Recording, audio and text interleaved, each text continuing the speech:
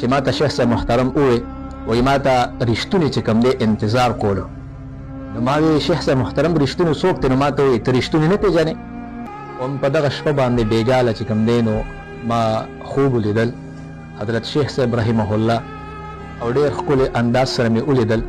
چونکې نن پکې ټوله ورځ تېره شوله ما وی نه ویم خو د رسول الله مبارک صلی الله علیه وسلم حدیث مبارک راته رامخې ته شو چې کله تاسو یو ښکلی خوب ووینئ د خوشحالۍ خوب ووینئ ښایسته نو دا بل ته بیان کړئ.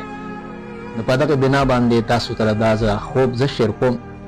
خوب داسې و شیخ صاحب رحمت الله علیه شهید رحمه الله ما ته ووی هغه به په درس کې چې کله موږ لوی 2019 کې نو کله به داسې سبق به ډېر ووی نو چې چا به عبارت وي هغه ته به وایي شابه جبلي وایه.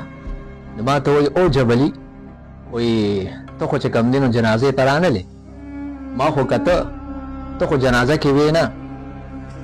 نو ما ورته شیخ صاحب محترم زه ډېر بیمار وم او ډېر شرمنده یم درته چې یاره شیخ صاحب محترم زه جنازې ته چې کوم دی رانغلم. بیا راته وویل مونږ د دې نه مخکې چې کوم دی نو کله په دې سوشل میډیا باندې د شیخ صاحب محترم پسې ګیر ناګیر ګیر چافیر دا پروپیګنډې وې او دغه شانتې چې کوم دی نو هغه غلط پوسټونه او په میډیا باندې دا چې کوم دی خلک یو غوغا هغې جوړه کړې وه د شیخ صاحب محترم خلاف. مونږ د هغې په دفاع کې چې کوم دی نو په جومات کې په مسجد کې د خپل طلبه کرامو او د خپلو مقتدیانو په منځ کې د هغې د دفاع دپاره یو پروګرام جوړ کړو. د هغه پروګرام کې چې کوم دی نو مونږ د شیخ صاحب محترم لږه دفاع کړې وه. نو ما ته وایي جبلي وایي بل رس خو د ډېرې چغې والې د شیخ صاحب محترم په باره کې مونږ چې کوم دی نو څه بیان غونډه کې کړو چې د دې شیخ صاحب محترم دفاع دپاره مو څه الفاظ استعمال کړو. نو ما ته وایي جبلي وایي تا خو بل ورځ ډېرې چغې والې او نن جنازې کې چې کوم دی نه وې راغلې.